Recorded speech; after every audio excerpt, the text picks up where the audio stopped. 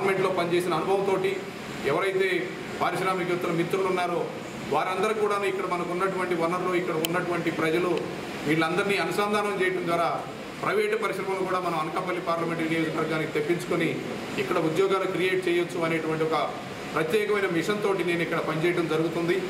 Anakapalli parliament నియోజకవర్గంలో ఉన్నటువంటి మిగతా 5 స్థానాలకు కూడాను ఇవాళ మిత్రపక్షాలతో మీటింగ్ అయిపోయిన తర్వాత 2 రోజుల్లో అభ్యర్థుల్ని ప్రకటిస్తారు. జనసేన పార్టీ అవినీతి లేనటువంటి మార్పు కోసం ఒక నూతన ప్రత్యామ్నాయ రాజకీయ వ్యవస్థను ఏర్పాటు చేయడానికి కట్టుబడి ఉంది.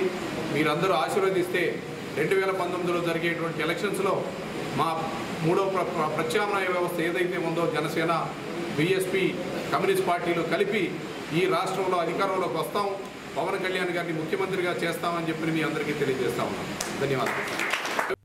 For more updates, please subscribe 99 TV Telugu.